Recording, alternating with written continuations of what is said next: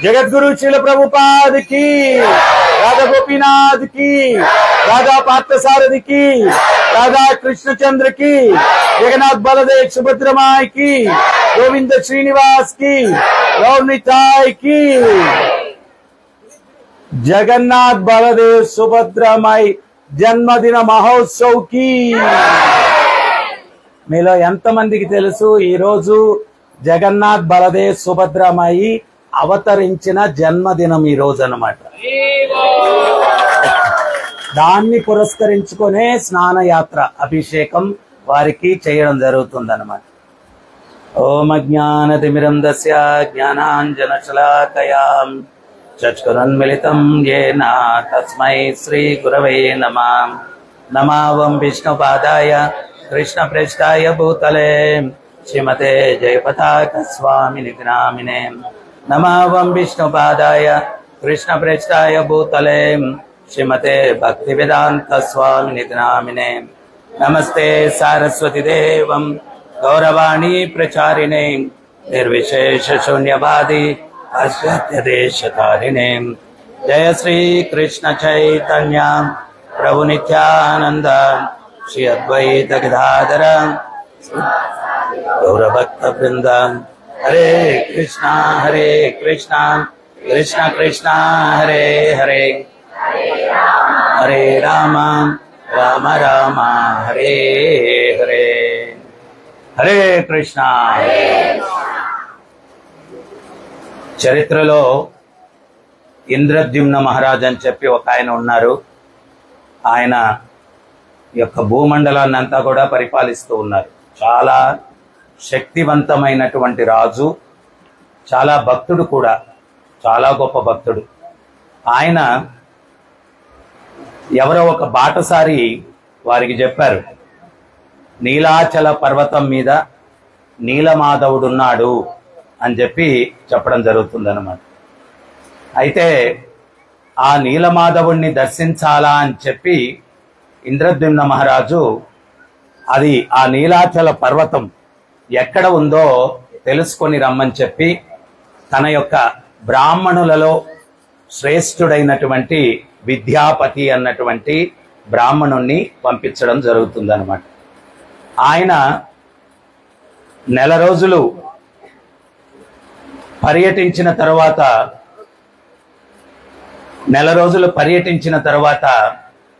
ఆయన దగ్గర ఈ నీలాచల పర్వతం దగ్గరికి వెళ్ళడం జరుగుతుంది.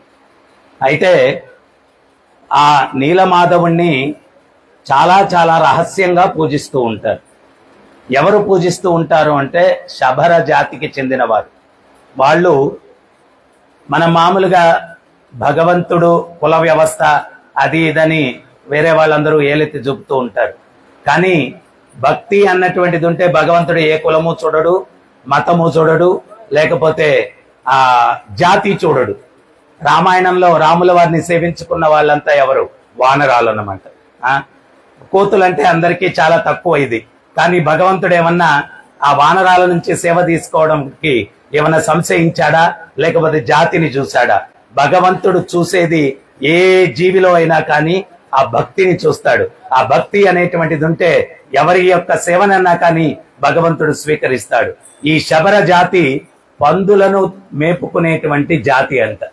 అటువంటి జాతిలో ఉన్నటువంటి విశ్వాసు అనేటువంటి ఆ యొక్క శబర జాతి నాయకుడు ఆయన నీలమాధవుణ్ణి సేవించుకుంటూ ఉన్నాడు. ఈ యొక్క విద్యాధరుడు ఆయన మరి చాలా రహస్యంగా వెళ్ళి పూజించుకుంటూ వస్తాడు. ఆయన ఎవరిని తీసుకెళ్ళడు. మరి ఎట్లబ్బా అని చెప్పి ఈయనేం చేశాడంటే బ్రాహ్మణ శ్రేష్ఠుడు ఆ విశ్వాసు యొక్క కుమార్తెను పెళ్లి చేసుకుంటాడు. పెళ్లి చేసుకొని అంటే ఇంతకు ముందు రోజుల్లో భగవత్ సేవ కోసం ఏ జిమ్నాస్టిక్స్ చేసేవాళ్ళు వీళ్ళంతా కూడా. స్వామి ప్రభుపాదుల వారు రష్యాలో ప్రచారం అనుమతించట్లేదు కమ్యూనిజం వల్ల. ప్రభుపాదుల వారు ఏం చేశారంటే 3 రోజులు ఉన్నారు. అక్కడికి వెళ్తే 3 రోజులు ఒక వ్యక్తితోటి మాట్లాడుతున్నారు. ఆ వ్యక్తితోటి మాట్లాడి కొంచెం బీజం వేసేసి వచ్చేసారు. మరి ఆయన ఈ ఉద్యమాన్ని ముందుకు తీసుకెళ్లాలంటే ఏం చేయాలా? ప్రభుపాదుల వారు అమెరికాకి తిరిగి వచ్చి ఒక మాతాజీకి రహస్యంగా ఒక బాధ్యత అప్పగించారు. ఏంటి అంటే ఆమె యూరోపియన్ అంట. అమెరికన్లకు వీసా దొరకదు కానీ యూరోపియన్లకు వీసా దొరుకుతుంది రష్యాకి. నువ్వు రష్యాకి వెళ్ళి ఈయన ఏ భక్తుడైతే 3 రోజులు ప్రచారం చేశాడో ఆయన నువ్వు పెళ్లి చేసేసుకోమన్నాడు. ఆయన ఎవరో తెలియదు, ఆయన ఎట్టుంటాడో తెలియదు, ఏమీ తెలియదు. ఆమె వెళ్ళిపోయి ఆయన పెళ్లి చేసేసుకునింది. పెళ్లి చేసుకునేసరికి ఏమైంది, ఆమె రష్యన్ సిటిజన్ అయిపోయింది. ఆమె నెలలో 15 రోజులు వచ్చి ఇక్కడ ప్రభుపాదులు ఆయన ప్రముఖ శిక్షుల దగ్గర శిక్షణ పొందడము, మిగిలిన 15 రోజులు వెళ్ళి భర్తకి గురువు అయిపోయింది ఆమె. ఈమె నేర్చుకున్న కృష్ణతత్వం సనాతన ధర్మం అంతా కూడా భర్తకు ట్రైనింగ్ ఇచ్చి మళ్ళా వచ్చేసేది. ఈ భక్తులకు ఏమో అర్థం కాలేదు, ఈమె 15 రోజులు మిస్ అయిపోతే ఏం చేస్తుందా అని. తీరా చూస్తే ఆమె రష్యాకి వెళ్లి ఆ భక్తుడికి సాంగత్యం ఇచ్చి ఆయన్ని మంచి భక్తుడిని చేసి ఈ ఇద్దరు దంపతుల వల్లే రష్యాలో ప్రచారం సాగింది. వాళ్ళిద్దరిని జైళ్లలో పెట్టారు.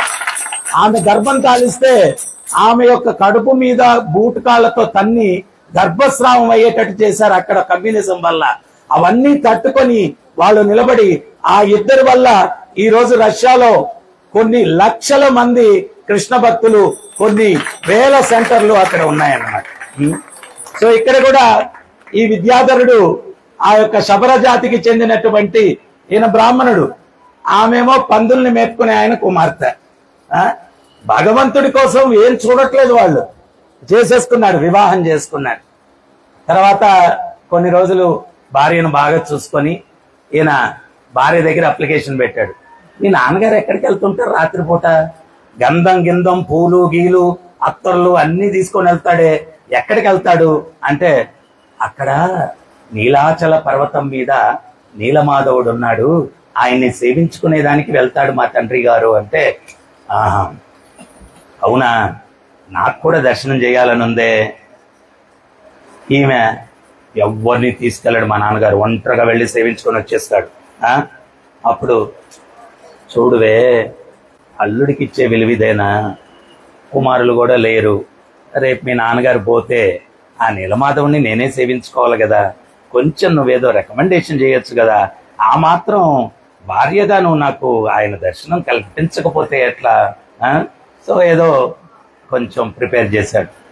ఆమె వెళ్ళిపోయి నాన్నగారు మీ అల్లుడి గారికి ఒక కోరిక ఉందండి అని. ఏంటి ఆ కోరిక అన్నాడు. ఆ నీలమాధవుని దర్శించాలా అంట. ఏంటి నీలమాధవుని దర్శించడమా, అది కుదరదు అన్నాడు. అంటే అప్పుడు ఏమనింది, నాన్నగారు మీ అల్లుడు ఏమన్నా కట్నం అడిగాడా, ఏమన్నా బంగారు అడిగాడా, ఏమన్నా ఆస్తులు అడిగాడా, ఏమీ లేదు కదా, పుట్టి పుణ్యానికి బ్రాహ్మణోత్తముడు నన్ను పెళ్లి చేసుకున్నాడు కదా, ఈ మాత్రం కొంచెం సహాయం చేయొచ్చు కదా అని చెప్పి ఈమె నాన్నగారిని బ్రెయిన్ వాష్ చేస్తే ఆయన చివరికి అంగీకరించాడు. తీసుకెళ్తాను, ఒక షరత్ అయితే. ఏంటి ఆ షరత్ అని, కళ్ళకు గంతలు కట్టి తీసుకెళ్తాను. మరి ఈయన మొదలే కొంచెం బ్రాహ్మణుడికి తెలివితేటలు ఎక్కువ ఉంటాయి కదా, సమాజానికే బుర్ర అన్నాడు బ్రాహ్మణుడు. సమాజం అన్న స్వరూపానికే బ్రాహ్మణుడు తల అన్నారు, క్షత్రియులు భుజస్కంధాలు అన్నారు, వైశ్యుడు ఉదరం అన్నారు, శూద్రులు పాదాలు అన్నారు. అంటే వాళ్ళు స్వభావం చేసే పనులను బట్టి అన్నారు కానీ పుట్టుకను బట్టి కాదనమాట. దాన్ని మళ్ళా గురుగారు చెప్పారంటే చూడండి కుల వ్యవస్థ వచ్చేసింది, ఏం చెప్పినా కష్టమే కలియుగంలో. కుల వ్యవస్థ లేదంటారు, ఇప్పుడు వరుసగా చెప్పాడు కులాల గురించి అంటారు. సో చతుర్వర్ణం మయా సృష్టం గుణకర్మ విభాగస్య, భగవంతుడు చెప్పాడు 4 వర్ణాలు నేనే సృష్టించాను, దేన్ని బట్టి గుణకర్మ, గుణాలు చేసే పనులు. ఒప్పుకుంటే ఈయన కళ్ళకి గంతలు కట్టేశారు. ఈయనేం చేశాడు అంటే ఒక పెద్ద మూటలో ఆవాలు వేసుకున్నాడు, దానికి సన్న చిల్లు పెట్టుకున్నాడు. ఆయన కళ్ళకి గంతలు కట్టి తీసుకెళ్తూ ఉంటే ఆ ఆవాలు పోయినంత దూరం సన్నగా పడతా వస్తా ఉన్నాయి. ఆయన తీసుకెళ్ళిపోతే ఆ నీలాచల పర్వతం మీద ఆ నీలమాధవుడు ఉన్నాడు అనమాట. ఆ నీలమాధవుడు ఎంత సుందరంగా ఉన్నాడంటే దర్శనం చేశారు. చక్కటి గంధముతోటి అన్నిటితోటి పూజలు అన్ని కూడా అయ్యాయన్నమాట. అన్ని అయిన తర్వాత ఈయన మళ్ళా గంతలు కట్టేసి దర్శనం అయిపోయిన తర్వాత తీసుకొని వచ్చేసాడు.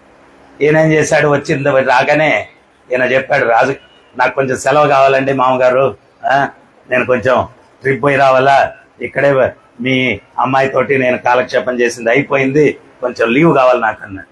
సరేనని చెప్పి లీవ్ లెటర్ ఇచ్చేసి ఈయనేం చేశాడు, నేరుగా ఇంద్రద్యుమ్న మహారాజు దగ్గరికి వెళ్ళిపోయాడు. స్వామి, నీలమాధవుడి దర్శనం అయింది, అద్భుతం, పరమాద్భుతం అని చెప్పి, అయితే నీలమాధవుడి దర్శనం ఈయన చేయటం వల్ల నీలమాధవుడు ఏంటి అంటే ఆయన అదృశ్యం అయిపోయాడు. ఈ యొక్క అదృశ్యం అయిపోయి ఈయన ఈ యొక్క విశ్వాసకు చెప్పాడు, నేను వెళ్ళిపోతున్నాను, అయితే కలత చెందాల్సిన అవసరం లేదు. ఆయన కలత చెందుతున్న సమయంలో నారదముని కూడా ప్రత్యక్షమయ్యి చెప్పారు, భగవంతుడికి ఒక సంకల్పం ఉంది, ఇక్కడ అద్భుతమైనటువంటి మందిరం నిర్మించాలి భగవంతుని, ఆ మందిరంలో భగవంతుడు విరాజమానమవుతాడు అని చెప్పి చెప్పడం జరిగింది అన్నమాట. అప్పుడు ఇంద్రద్యుమ్న మహారాజు కూడా వచ్చారు. వస్తే అక్కడ నీలమాధవుడు లేడు. సో అక్కడ మందిరం నిర్మించాలా అన్నారు. బ్రహ్మాండమైనటువంటి పూరికి ఎంతమంది వెళ్ళారు దర్శనానికి? మందిరం ఎట్టుంటుంది? అద్భుతం, అద్భుతమైనటువంటి మందిరాన్ని నిర్మాణం చేశారు. ఆ మందిరం నిర్మాణం చేసిన తర్వాత నారదముని సలహా ఇచ్చారు, ప్రాణ ప్రతిష్ఠ, విగ్రహ ప్రతిష్ఠ కోసం బ్రహ్మదేవుడి దగ్గరికి వెళ్ళమని చెప్పి ఈ యొక్క ఇంద్రద్యుమ్న మహారాజును తీసుకొని సత్యలోకం నారదముని యొక్క తండ్రి అయినటువంటి బ్రహ్మ దగ్గరికి తీసుకుని వెళ్ళారు. తీసుకుని వెళ్తే ఆయన ఏం చెప్పారు అంటే, మొదట విగ్రహాలని తయారు చేయాలి. శ్వేతద్వీపంలో ఆ యొక్క కల్పవృక్షం ఒకటి అది కొట్టుకొని వస్తుంది అక్కడి నుంచి, శ్వేతద్వీపం నుంచి. దాన్ని విగ్రహంగా చెక్కి స్వామిని అక్కడ ప్రతిష్ఠించడానికి నేను వచ్చి ప్రతిష్ఠా కార్యక్రమం చేస్తానని చెప్పి ఇంద్రద్యుమ్న మహారాజుకి చెప్పారనమాట. ఆయన బ్రహ్మలోకానికి వెళ్ళి తిరిగి వచ్చేసరికి ఇక్కడ అంతా మారిపోయింది.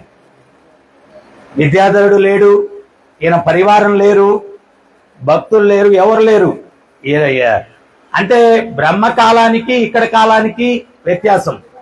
బ్రహ్మ దగ్గరికి వెళ్ళొచ్చేసరికి మొత్తం మారిపోయారు.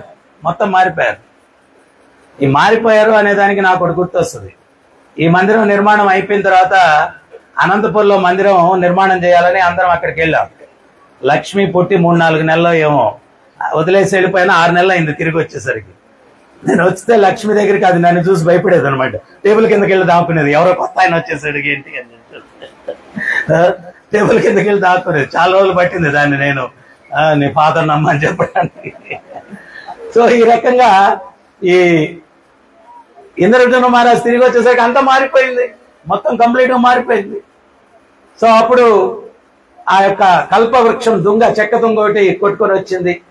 దాన్ని ఈ యొక్క శబర జాతికి చెందిన వాళ్లే వీళ్ళందరూ కూడా తీసుకొని వచ్చారనమాట. వస్తే దాన్ని ఎవరు చెక్కాల విగ్రహం, ఎంత మంచి శిల్పుల్ని తీసుకొని వచ్చి చెక్కడానికి ప్రయత్నించిన ఆ ఉలులన్నీ కూడా వంకర్లు పోతున్నాయంట, ఎవరి వల్ల అవ్వట్లేదు. అప్పుడు ఒక విశ్వకర్మే స్వయంగా ఒక వృద్ధుని రూపంలో వచ్చాడన్నమాట. ఆయన వచ్చి 21 రోజులు కండిషన్ పెట్టాడు, నేను చెక్కుతాను, ఎవ్వరూ రాకూడదు. ఆ యొక్క విగ్రహాన్ని ఎక్కడికి తీసుకెళ్లారు? ఆ చెక్క దొంగని గుండీచా మందిరానికి తీసుకెళ్లారు. యాక్చువల్ గా జగన్నాథుడు ఎక్కడ అవతరించాడు అంటే గుండీచా మందిరంలో అవతరించాడు ఆయన. సో 21 రోజులు తలుపు తీయకూడదు.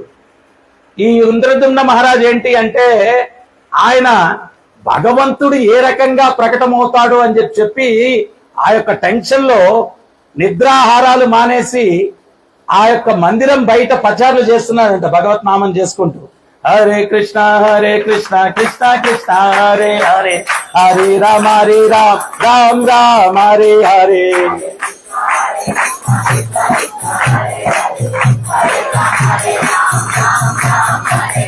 హరే కృష్ణ కృష్ణ కృష్ణ హరే హరే, హరే రామ రామ హరే హరే.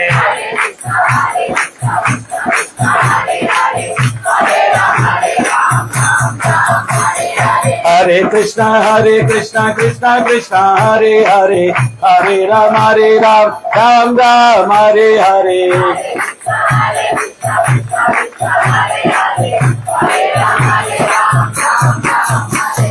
హరే కృష్ణ కృష్ణ కృష్ణ హరే హరే, హరే రామ రామ హరే హరే.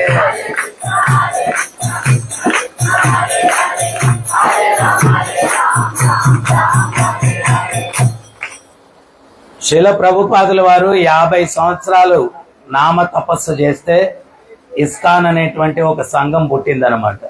50 సంవత్సరాలు ఆ సంఘం అవతరించడం వల్ల ఈరోజు మనందరికీ కూడా భగవంతుణ్ణి ఇప్పుడు పూరిలో వెళ్ళి ఈ యొక్క వైభవం మనం చూడాలంటే కుదురుతుందా?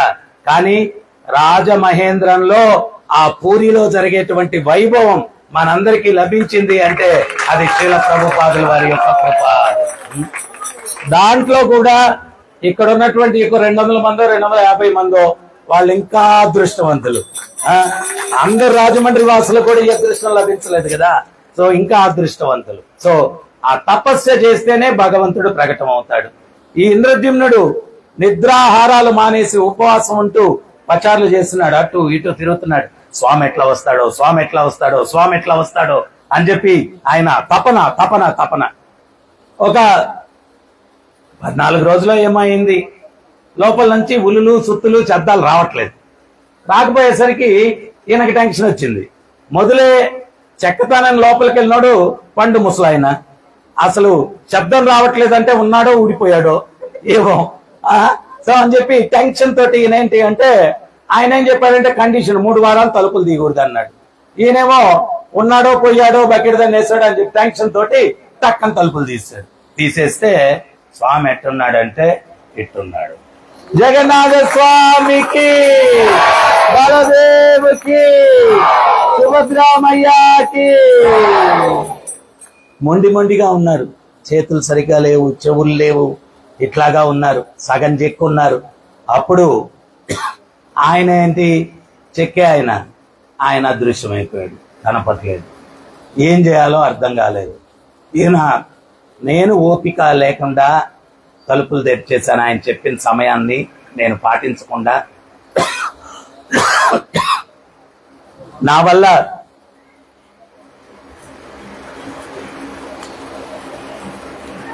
వల్ల ఇంత ఘోరం జరిగిపోయింది, ఏం చేయాలా. అప్పుడు మన నారదముల వారు వచ్చారు. వచ్చి అయ్యా నువ్వేమీ కలత చెందద్దు, ఇక్కడ స్వామి ఈ రకంగా ప్రకటన కావడానికి భగవంతుని యొక్క కోరికే ఏంటంటే జగన్నాథుడు మహాభావావేశ అవతారం.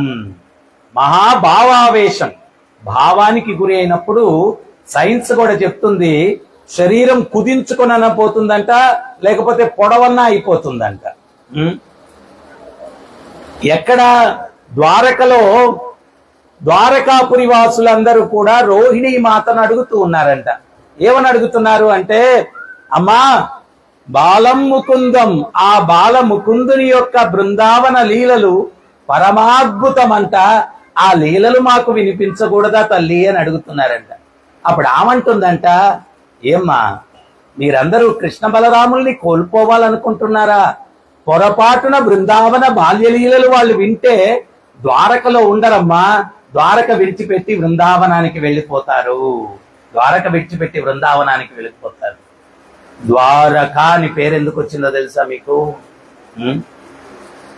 ఈ గోపికలందరూ కూడా బృందావనంలో విరహంలో ఉన్నారంట. కృష్ణుడు మథురలో ఉన్నప్పుడు దగ్గరే ఆయన డే టు డే యాక్టివిటీస్. ఈ రోజు మార్నింగ్ ఏం చేశాడు, బ్రేక్ఫాస్ట్ ఏం తిన్నాడు, లంచ్ ఏం తిన్నాడు, డిన్నర్ ఏం తిన్నాడు, ఎవరితో మాట్లాడాడు, ఎవరితో తిరిగాడు, మీటింగ్ ఎవరితో జరిగింది, మొత్తం ఇన్ఫర్మేషన్ దగ్గరే కదా. మధ్యలో యమున మాత్రమే అర్థం. అన్ని వాళ్ళకి తెలిసిపోతా ఉన్నాయి. అట్లీస్ట్ మనల్ని కలవకపోయినా ఇన్ఫర్మేషన్ వస్తుంది కదా, హ్యాపీగా ఉన్నారు. కానీ ఇప్పుడేమైంది, ద్వారకి వెళ్ళిపోయాడు. ద్వారకి వెళ్ళిపోతే చాలా దూరం, ఏమీ తెలియట్లేదు వీళ్ళకి ఇన్ఫర్మేషన్.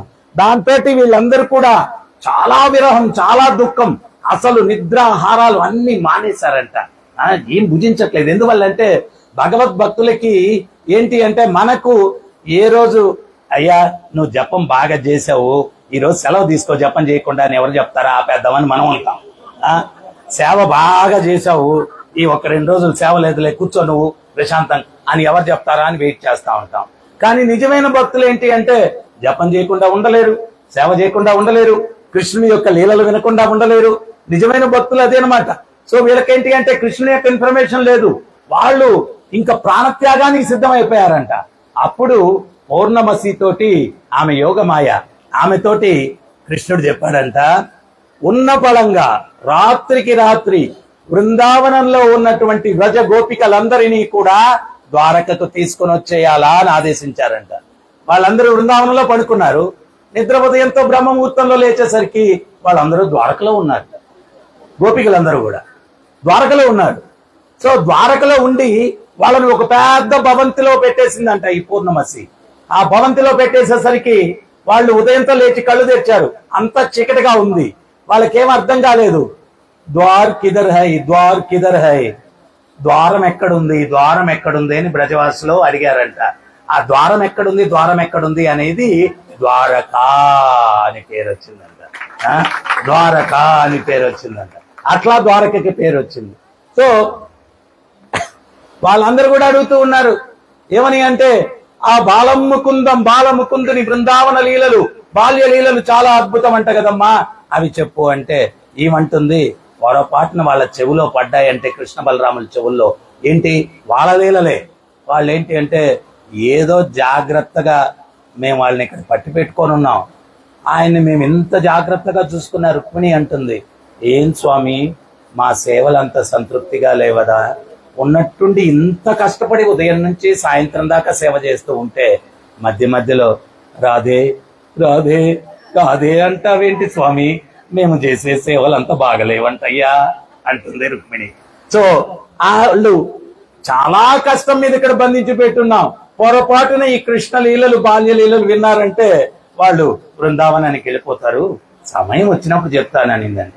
ఒకసారి కృష్ణ బలరాములు బయటికి వెళ్ళిపోయారు. అప్పుడు ద్వారకాపురి వాసులందరూ కూడా ఒక పెద్ద గోశాలలో కలిశారంట. అక్కడ రోహిణి మాత బలరాముని యొక్క తల్లి, ఆమె వాళ్ళకి కృష్ణలీలలు చెప్తూ ఉంది. కృష్ణలీలలు చెప్తూ ఉంది. చెప్తూ ఉంటే ఎట్లా ఉన్నాయంటే, అంటే మనమే మామూలుగా ఏదో కృష్ణుడి లీలలు చెప్పుకుంటే ఎంతో మధురంగా ఉంటాయి. అటువంటిది ఆ రోహిణీ మాత ఆమె స్వయంగా చెప్తూ ఉంది అంటే కృష్ణలీలలు ఎంత అద్భుతంగా ఉండి ఉంటాయో ఊహించుకోండి. స్తంభించిపోయింది సమయం, వాళ్ళకేం తెలియట్లేదు. వాళ్ళందరూ భ్రాంతి చిత్తులై అట్లా చూస్తూ ఉన్నారన్నమాట. ఆ కృష్ణుడి లీలను అట్లా చూస్తూ వింటూ అట్లా భ్రాంతిలో వెళ్ళిపోయారు. అప్పుడు కృష్ణుడు బలరాముడు వచ్చారనమాట, సుభద్ర వచ్చారు. వస్తే వీళ్ళకి ద్వారకలో ఏమైపోయింది, ఎవరు కనిపించట్లేదు, ఖాళీ అయిపోయింది. ఏమన్నా కరోనా టైమా, కర్ఫ్యూనా, లేకపోతే ఏంటబ్బా ఎవరు కనపట్లేదు అని చెప్పి వెతుక్కుంటూ ఆ గోశాల దగ్గరికి వెళ్ళారండి. వెళ్తే లోపల ఏం జరుగుతుంది, లోపల ఫుల్, ఇప్పుడు చూడండి ఇక్కడ ఫుల్ ప్యాక్ అయిపోయింది, అందరూ అక్కడ నిలబడుకునేశారు. అట్లాగే లోపలంతా కూడా ఫుల్ ప్యాక్ అయిపోయింది, వీళ్ళు లోపలికి ఎంటర్ అవ్వడానికి కూడా లేదు. వీళ్ళు ముగ్గురు ఇట్లాగే చేరారు. ఎక్కడ, ద్వారం దగ్గర ముగ్గురు చేరి లోపల ఏం జరుగుతుంది, ఏదో సీక్రెట్ మీటింగ్ జరిగిపోతా ఉందని చెప్పి చెవులట్ట పెట్టారు. చెవులట్ట పెడితే వీళ్ళ లీలలు అక్కడ చెప్పుకుంటూ ఆ లీలా మాధుర్య సాగరంలో మునిగిపోయారు. అందరూ మునిగిపోయారనమాట. అద్భుతమైనటువంటి లీలలు మనం ఎప్పుడు చెప్పుకుంటాం కదా. యశోదమ్మ ఒక గోపిక వెళ్ళి తన కుమారుణ్ణి కడుపు నిండా పాలు తాగిచ్చి వాడిని పడుకోబెట్టి వంట చేసుకునేదానికి వంట గదిలోకి వెళ్ళింది. కృష్ణుడు, బలరాముడు, గోపాలురు అందరు వెళ్ళారన్నమాట. వెళ్ళి చూశారు, వంటగదిలో ఆముంటే వెన్నెట్ట దొంగిలించాలా, మరేం చెయ్యాలంటే వంటగదిలో నుంచి ఆమెను బయటికి రప్పించేయాలా. మరి అప్పుడు దానికి ఏం చేయాలా? కృష్ణుడు, మీరేం కలత చెందద్దు, నేను రప్పిస్తా అని వెళ్ళాడు. వెళ్ళి ఏం చేశాడు, వాడు పిల్లలోడు అప్పుడే పాలు శుభ్రంగా తాగేసి అని నిద్రపోతా ఉన్నాడు. కృష్ణుడు ఏం చేశాడు తెలుసా, వెళ్ళిపోయి వాడి గట్టిగా తొడ బెల్లం పెట్టాడు. వాడు ఏడుస్తూ ఉంటే రుమాలు తీసుకొని మూతికి మీసం లాగా పెట్టుకొని వాడి ముఖం దగ్గరికి వెళ్ళిపోయి మీసం అటు పెట్టుకొని వాడు ఇంకా భయపడిపోయి గొక్క తిప్పుకొని ఏడుస్తా ఉన్నాడు. నా పిల్లవాడిని ఇప్పుడే కదా నిద్రలోనికి పోనిచ్చాను, ఏమైపోయింది వీడికి అని చెప్పి ఆ తల్లి వంటగదిలో నుంచి పరిగెత్తుకుంటా వచ్చేసరికి కృష్ణుడు, బలదేవుడు అందరు కూడా వెళ్ళిపోయారనమాట. వెళ్ళిపోయి ముగ్గురు మీద దొరికారు. వాళ్ళ మీద కృష్ణుడు ఎక్కాడు. వెన్నకొండకి కన్నం పెట్టారు. ఆ గోపికలకి యశోదమ్మ చెప్పేదంట, అందకుండా పెట్టుకోవచ్చు కదమ్మా ఉట్టిలంటే. అప్పుడు ఏమమ్మా నువ్వు అమాయకురాలుగా ఉన్నావు తల్లి, గర్గముని ఏం చెప్పాడు, సాక్షాత్తు నారాయణుడే నీ కడుపును పుట్టాడని చెప్పాడు. వామన్ రూపంలో వచ్చి 2 అడుగుల్లో ముల్లోకాలు ఆవహించేశాడు. ఇంత రూపంలో వచ్చాడు. ఆయన అనుకున్నాడు ముల్లోకాలు ఏలే నన్ను అడిగేది 2 అడుగులా 3 అడుగులా అన్నాడు. ఈయన సంగతి ఆయనకి తెలియదు, అమాయకుడు. నువ్వు కూడా అట్టే ఉన్నావు కదా తల్లి, 2 అడుగుల్లో ముల్లోకాలు ఆవహించగలిగినటువంటి వాడికి ఉట్టి ఎంత ఎత్తు మేం పెట్టుకున్నా ఉపయోగం ఏముంది? ఒక్కోసారి ఎత్తు కూడా కట్టేవాళ్ళంట. ఈయన ఏం చేసేవాడు తెలుసా? మంచి గోళీ లాంటి రాయి ఒకటి తీసుకొని పట్టని కొట్టేవాడంట. దానికి కన్నం పెడితే గోపాలరికి అందరికి చెప్పి, దోశలు పెట్టుకొని తాగండి రా, కొళాయిలోంచి కారుతున్నాయి వెన్నా అనేవాడంట. కొళాయి తిప్పుకుంటే కారినట్టు నీళ్లు కొళాయిలాగా కారుతున్నాయి, దోశలు పెట్టుకొని తాగండి అనేవాడంట. సో రకరకాలు భగవంతుడు, రకరకాల అలవాటు. వాళ్ళు కృష్ణుడు పట్టుకోవాలని తరుముకుంటూ వస్తే ఆయన పరిగెట్టుకుంటూ వచ్చేసి అమ్మ వెనకాల దాక్కొని కొంగుతోటి శుభ్రంగా మూతి తుడిచేసుకొని అమ్మాయికు వాళ్ళు వచ్చి, చూడు మా ఇంట్లో అంతా చిందరవందర చేసేసి వెన్నంతా దొంగతనం చేసేసి వెన్నందరికీ తినిపించేసి కోతులకు తినిపించి ఇల్లంతా గందరగోళం చేసేసి ఇప్పుడు వచ్చి నీ వెనకాల నీ కొంగుతో శుభ్రంగా మూతి తుడుచుకున్నావు అమాయకంగా నిలబడు. అప్పుడు కృష్ణుణ్ణి యశోదమ్మ అడుగుతుందంట, ఎరా నిజంగా వెన్న తిన్నావంటరా? అప్పుడు కృష్ణుడు బ్రజవాసులో చెప్తాడు, మయ్యా మై నహీ కాయా, మై నహీ కాయ, నేను తినలేదు. కానీ గోపికలకి ఆ సౌండ్ లో మళ్ళా మార్పులు అనమాట. యశోదమ్మకు ఒక సౌండ్ వినిపిస్తుంది, గోపికలకు ఒక సౌండ్ వినిపిస్తుంది. యశోదమ్మకేమో మై నహీ కాయా అనేది వినిపిస్తుంది, గోపికలకి ఏమి వినిపిస్తుంది అంటే మై నహీ కాయా, నేనే తిన్నాను. ఏంటంట ఏంటి? ఎప్పుడైతే మై నహీ కాయా అని శబ్దం యశోదమ్మ చెవులో పడుతుందో కృష్ణుని ముఖం చూడటం ఆపేసి గోపిక చూసావా వాడు చెప్తున్నాడా నేను తినలేదు అని చెప్పి అంటే అప్పుడు యశోదమ్మ ఎప్పుడైతే ముఖం అటు తిప్పుతుందో అప్పుడు కృష్ణుడు మై నహీ కాయా ఎక్కిరించడం గోపికల్ని. సో ఇంకోసారి చెప్పరా కన్నయ్య అంటే ఎన్నిసార్లు చెప్పినా అంతే, ఆమె కోసం ఉంది వీళ్ళ కోసం ఉంది. ఒక్కోసారి ముద్దుర్చుకోవడం మర్చిపోయేవాడంట. అప్పుడు ముద్దుర్చుకోవడం వెన్నంతా మూతికి ఆంజనేయుల స్వామికి ఎర్రగా ఉన్నట్టు మూతి అంతా వెన్న అట్టా వచ్చేసి నిలబడుకునేవాడు. నిలబడుకుంటే వాళ్ళు చూడు వెన్న తినొచ్చాడు, కావాలంటే వాడి మూతికొని చూడండి. అప్పుడు యశోదమ్మ అడుగుతుందంట, నిజమే కదా నీ మూతికంతా వెన్నుందిరా నేను చూడలేదు అంటే, అమ్మా వీళ్ళు ఎంత దుర్మార్గులో తెలుసావే, నీ ముందు నన్ను దోషగా నిలబెట్టడానికి 2 చేతులు ఎంత నొప్పికున్నాయో వెనక్కి ఇట్లా విరిచి పట్టేశారే, 2 విరిచి వెనకాల నా చేతులు పట్టేస్తే ఇంకో గోపికి వచ్చి మూతంతా వెన్న పూసి తరువేరేనా, చాలా దుర్మార్గులు ఈ గోపికలు, నా మీద కచ్చగట్టారే. యశోదమ్మ వాడిని చూస్తే ఇంత పని చేయాల్సినటువంటి ఇది ఉందా మీకు? అసలు బుద్ధి ఉందా? అమాయకమైన నా పిల్లవాడి మీద ఇంత కక్ష పొందుతారంటే మీరు అని చెప్పి పొండి వాడి ముఖం చూస్తే ముద్దు పెట్టుకోవాలనేది పోనిచ్చి కొండెములు చెప్తారా, పొండిక్కడి నుంచి అంటారు అనుకుంటున్నాంట. రెడ్ హ్యాండెడ్ గా పట్టుకుంటే శిక్షిస్తాను కానీ ఇటువంటి కుట్రలు పనితే నా బిడ్డ మీద అనిందండి. వీళ్ళందరూ అవునవునులే ఎవరు బిడ్డడు వాడు కట్టాకే ఉంటారు, అమాయకుడు అంట అమాయకుడు తెలుస్తుంది.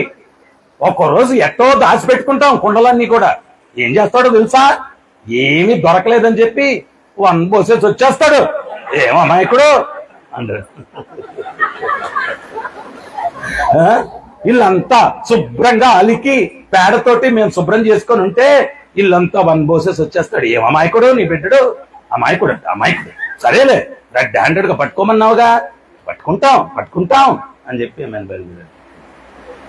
సో మీ అందరికి తెలిసిందే, ఒక ఆమెమో తలుపులకు గంటలు కట్టింది, చక్రవులకు గంటలు కట్టింది, ఉట్టికి గంటలు కట్టింది. కృష్ణుడు వచ్చాడు. ఆ ఉద్దేశం ఏంటి అంటే గంటలు మోగితే వచ్చి పట్టేసుకోవాలనే. కృష్ణుడిని దొరుకుతాడా? కృష్ణుడిని పట్టుకోగలిగిన వాళ్ళు ఎవరన్నా ఉన్నారా? లేరండి, ఎవరి వల్ల కాదు, ఆయన అనుమతి ఇస్తే పట్టుకోగలం అంతే. ఉదయం చెప్తున్న ప్రవచనంలో గరుత్మంతుడు అనుకున్నాడంట, నేను లేకపోతే అసలు ప్రయాణమే చేయలేడు స్వామి అనుకున్నాడంట. నేనే తిప్పుతాను ఆయన్ని, ఆయన వాహనం కదా, ప్రయాణమే చేయలేడు అన్నాడు. కాబట్టి నువ్వు నన్ను మొయ్యగలవు కానీ నువ్వు అనుకుంటే మొయ్యలేవు, నేను అనుకుంటే నిన్ను అనుగ్రహిస్తే నీకు ఆ సేవ లభిస్తుంది, అంతేగాని అహంకారం తెచ్చుకోవద్దన్నాడు. అహంకారం ఆయన ఎవరు బంధించలేరు, భగవంతుడు ఎవరు బంధించలేరు. ఆమె ఆ గంటలన్నీ కూడా కట్టేసింది. గంటలు కట్టేస్తే మోగలేదు. ఆ చెక్క రోలు తీసుకెళ్లి అక్కడ పెట్టాడు, గంటలు మోగలేదు. ఉట్టి దింపాడు, గంటలు మోగలేదు. అప్పుడు వెన్న గోపాలురందరికీ ప్రేమగా తినిపిస్తూ ఉన్నాడు. ఒక గోపాలుడు మనకు తినిపిస్తున్నాడు, స్వామి తినట్లేదని చెప్పి ఆ బొట్టి కుండ లాక్కొని ఆయన కృష్ణుడి నోట్లో వెనబెట్టాడు. సో ఈ రకంగా చమత్కారమైన లీలలు. ఇంకొక ఆమె కృష్ణుడిని వలబట్టి మరీ పట్టేసిందంట. వలేసి పట్టి గోని సంచిలో వేసుకొని సంకలోకి ఎత్తుకొని తీసుకుని నా కుమారుడు దంచారు. ఏమాయో అర్థం కాదు, పట్టుకునిందేమో నీ కుమారుణ్ణే, ఇక్కడ చూస్తే ఇదో ఈడు వచ్చాడు ఈడు అని చెప్పి మళ్ళా సంకలోకి ఎత్తుకొని తీసుకుపోతుందంట. పొట్టెట్టు గీరాడంట. గీరితే ఇంకా సంచి ఇవన్నీ దేనికి ఈడికి అని చెప్పి మళ్ళా దించేసి ఆమెను ఓపెన్ చేసింది. ఒక క్షణం కూడా లేట్లేదు. నా దూడ ఒకటి తప్పిపోయింది. సాయంత్రం అన్ని దూడలు ఇంటికి తీసుకోకపోతే నందబాబా చాలా కోప్పడతాడు. ఆ దూడను వెతుక్కుంటూ వచ్చాను. అరే దూడను వెతుక్కుంటూ వస్తే కన్నయ్య ఈ వెన్నకు రాచలేరులే, చూసేసా అన్నాడు. ఏం చూసావు అన్నాడు. ఈ రూపం అన్నాడంట. అప్పుడు కృష్ణుడు అన్నాడంట, హే నారదా, నా యొక్క లీలలు విని నేనే మహాభావానికి గురి అయి మహాభావావేశ అవతారంలో ఇక్కడ నీకు స్వయంగా వచ్చి స్వామివారి యొక్క ప్రాణ ప్రతిష్ఠ పురీ క్షేత్రంలో చేశారంట. ఆ రకంగా ఈ జగన్నాథుడు వెలిశాడు. ఈ రోజు ప్రత్యేకించి స్నానయాత్ర ఎందుకు చేస్తాము అంటే భగవంతుడు ప్రకటమైన రోజు, జోష్ లో బయటకు వస్తారన్నమాట. పైకి ఎవరు లేవద్దండి. టోకెన్ తీసుకున్న వాళ్ళు ఇలా వచ్చి ఇక్కడ పాటిస్తారు. గంధవార్తలు, పుష్పవార్తలు ఇవన్నీ ఉన్నాయి. అవి తీసుకుని మీ సంస్కారంతో ముఖ్యమైన పాయింట్ ఏంటంటే స్టేజ్ కదులుతా ఉంది. ఎక్కువ మంది స్టేజ్ ఎక్కడానికి పూజారీస్ అయినా అలా ఎవరికి అసిస్ట్ చేసేటువంటి వాళ్ళు ఎవరు కూడా స్టేజ్ మీద ఎక్కువ మంది రాకూడదు.